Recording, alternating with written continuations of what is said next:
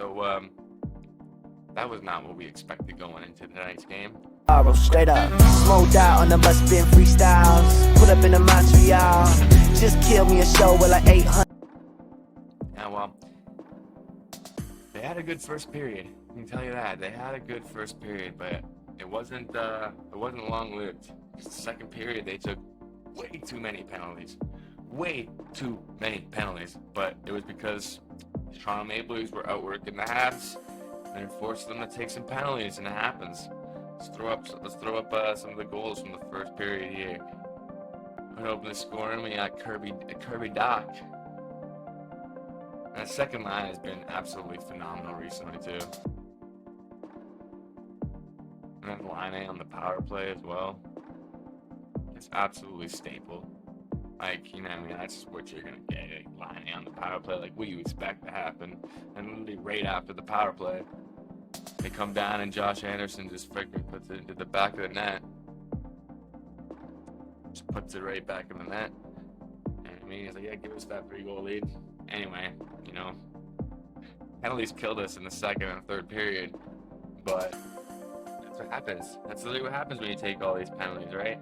You know, Doc with a goal. Hudson was a -5 tonight, which I mean, he's gonna have those games, folks. When you're playing a lot like him, you're gonna have those games where you get beat like that. You know what I mean? When you get beat like that, Caulfield with 10 shots, like damn, he's been shooting a lot lately. And Carrier and Goulet, both pluses. Goulet was a +2, and Carrier is a +1. That defensive pairing has just been absolutely phenomenal, honestly, over the stretch of games that we've had. They have been shutting down other teams' top guys, challenging at the blue line, and just stopping rushes and stopping plays before they even can generate dangerous opportunities. So that's something that we want to see them moving forward as well. And I don't think that the Habs are going to be going back to their old ways of being like, you know, lackluster and what's the word I want to put on that? It's scrambly, I guess is the best way to put it. You know, I don't think that's going to be the vibe that we see. I know that this game kind of felt like that moving into this late second to third period. That's kind of what it felt like the game was. It was very scrambling on the Habs part, but sometimes that happens. This team is learning.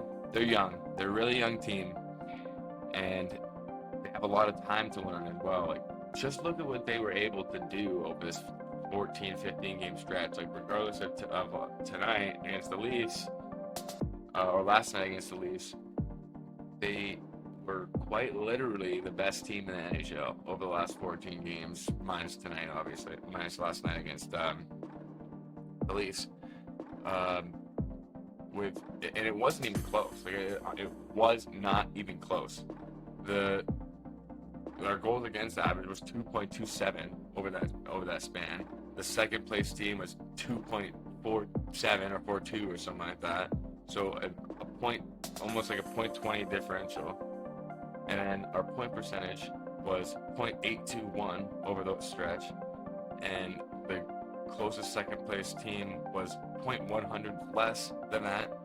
So I mean, this team has the capacity to be able to do it, even now. And we don't have Demidov, we don't have Hage, we don't have Fowler. We have a lot of pieces already here, but it takes a lot of chemistry in order to get that stuff done at this point with the squad on stuff like that with Mia and Anderson and Galley and Dvorak and stuff like that. It's still part of the roster. I mean, don't get me wrong, they're skilled players, but players that we have coming up are drastically more skilled than they are and will be, to be honest. So, like players like Joshua Waugh, Owen Beck, even like what was it, Jared Davidson, I think it is. I think it's Jared. Yeah, I think it's Jared Davidson. And like he could have gotten called up too. I mean, I know like playing like Pizzetta and stuff like that, and I don't know, like last game, he was taking some penalties, man. He was taking some not because he was getting beat, but he was just taking bad penalties. And I know it happens, but man, like, you don't play, you gotta make the most of your opportunities, right? So if it doesn't happen, I don't know what to tell you. But you know what? At least Hudson got to increase his point streak to 7 games. You know, that's a good touch on the night as well. And it's gonna be crazy if we end up getting Hudson as the caller, and then we have Davidoff as probably the favorite to be callers next season as well. The last time that a team got back-to-back Calder Trophy winners was Bobby Orr and Derek Sanderson. I'm not sure if anyone remembers that. I sure don't. I wasn't born. I had to look that up on Google. But yeah.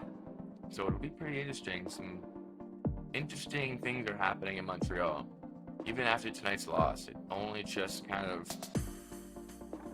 builds the fire, I guess. Put some more logs on there. Yeah, tell me what you guys think about that in the comments. And leave a like if you enjoyed. Subscribe if you want to see more from me. It's been Habs Soul Food. Peace.